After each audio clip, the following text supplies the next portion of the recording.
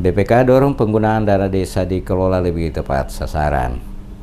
Badan Pemeriksa Keuangan Republik Indonesia meminta agar pemerintah daerah Kabupaten Maluku Tengah dapat mengelola dana desa dengan baik, tepat, dan bertanggung jawab untuk kesejahteraan masyarakat. Hal itu diungkapkan anggota 6 BPK RI Hari Asar Asis saat sosialisasi tugas dan fungsi BPK dan DPR dalam pengawasan pengelolaan dana desa di Masohi. Mantan Wakil Ketua Komisi 11 DPR RI ini juga mengungkapkan sesuai amanah Undang-Undang Nomor 6 Tahun 2014 tentang desa, di mana desa diberi wewenang penuh dalam mengelola keuangan desa secara otonom, juga kegiatan keseluruhannya yang meliputi perencanaan, pelaksanaan, penatausahaan, pelaporan, dan pertanggungjawaban. Atas hal tersebut, dirinya meminta seluruh pemerintah desa dapat mengelola keuangan secara mandiri untuk tercapainya kesejahteraan masyarakat. Juga diharapkan bisa meningkatkan pendapatan asli desa melalui pengoptimalan dan menggali seluruh potensi yang dimiliki desa. Ia menjelaskan melalui APBN telah dikucurkan dana desa setiap tahun yang jumlahnya semakin meningkat. Secara nasional, dalam 3 tahun terakhir, pemerintah pusat telah mengalokasikan anggaran dana desa melalui APBN tahun anggaran 2016 sebesar 46,98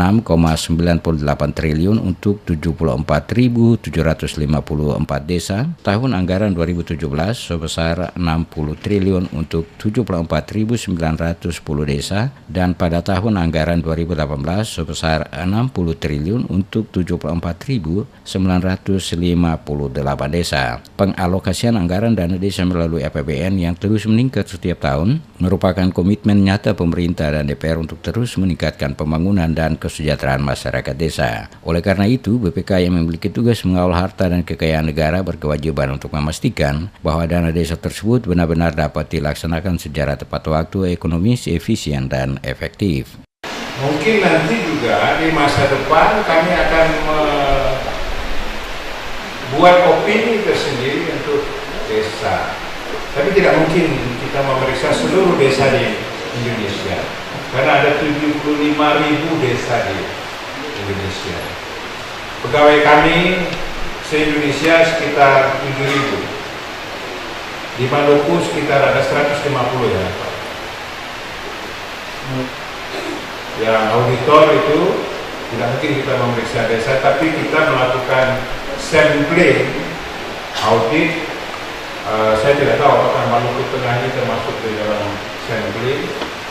Nah, kalau bapak-bapak ibu-ibu ingin nanti ada dana insentif itu, berlomba-lombalah minta kepada BPK, Pak, desa kami tolong di audit.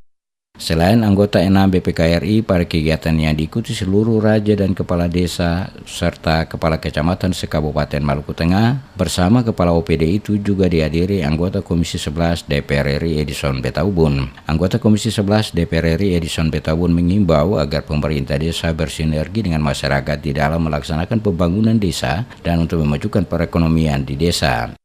Dari sejumlah bentuk korupsi itu, ada 5 titik rawan korupsi dalam proses pengelolaan dana desa, yaitu dari proses perencanaan, proses pertanggungjawaban, monitoring dan evaluasi, pelaksanaan dan pengadaan barang dan jasa dalam hal penyaluran dan pengelolaan dana desa. Adapun sejumlah modus korupsi dana desa antara lain membuat rancangan anggaran biaya di atas harga pasar. Jadi banyak desa yang membuat rancangan anggaran biaya di atas harga pasar, mempertanggungjawabkan pembiayaan bangunan fisik dengan dana desa, padahal proyek tersebut bersumber dari sumber lain. Sementara itu, Bupati Maluku Tengah Tosi Kelabo berharap penyelenggara pemerintah desa harus mampu memahami substansi regulasi dan memiliki kapasitas serta kapabilitas dalam penyelenggaraan pemerintahan desa, serta terwujudnya tata pengelolaan keuangan desa yang transparan dan akuntabel. Telah menjadi isu dan wacana yang primadona dan banyak diperbincangkan secara luas karena kehendak masyarakat untuk mengawasi pelaksanaan dana desa serta perlunya transparansi dan akuntabilitas pengelolaan dana desa agar dapat tepat sasaran. Kepentingan masyarakat dalam mengawasi pengelolaan dana desa sedangkan dipolitisasi, bahkan menjadi sumber masalah baru dalam arti menjadi pro dan kontra di tengah dengan masyarakat apabila pemerintah negeri tidak transparan dan anti-teror.